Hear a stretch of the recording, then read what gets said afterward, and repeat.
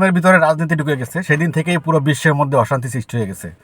এখন বর্তমানে রাজনীতিবিদ বা যেভাবে সুবিধা নেওয়ার জন্য তারা রাজনীতি থেকে ধর্মটাকে বেশি কাজে লাগায়।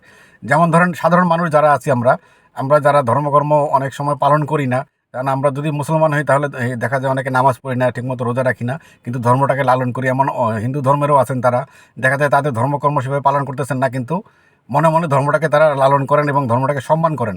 তো এই মানুষগুলোর সামনে ধর্মটাকে উপস্থাপন করে তারা ফায়দা নিতে চাচ্ছে।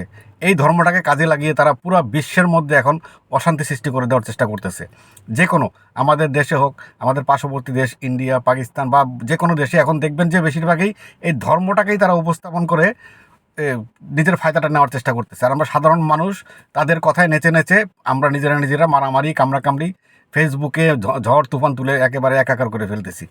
তো আমাদের বুঝতে হবে যে এই মানুষগুলো আমাদেরকে বোকা বানিয়ে আমাদের সামনে মূলা ঝুলিয়ে আমাদের থেকে তারা ফায়দা নেওয়ার জন্যই তারা হিন্দুর সামনে মুসলমানের বদনাম, মুসলমানের সামনে হিন্দুর বদনাম, এভাবে করে করে পুরো বিশ্বের মধ্যে তারা অশান্তি সৃষ্টি করার চেষ্টা করতেছে, যাতে তারা নিজেরা সাধু সাধার চেষ্টা করে, ভালো সাধার চেষ্টা করে। ফায়দাটা যখন নিয়ে নেয়, তারপর ফায়দা নেওয়ার পরে এই মানুষগুলোকে আর আপনি হারিকেন দিয়েও খুঁজে পাবেন না। এইগুলো মানুষ থেকে সাবধান থাকবেন, কারণ এই মানুষগুলোই সবসময় অশান্তি সৃষ্টি করে। কোনো দেশ কিন্তু খারাপ হয় না, কোনো দেশ কখনো খারাপ হয় না, খারাপ হয় দেশের কিছু গুটি কয়েক মানুষ। এই মানুষগুলোর কারণেই পুরো দেশটার কিন্তু বদনাম হয়।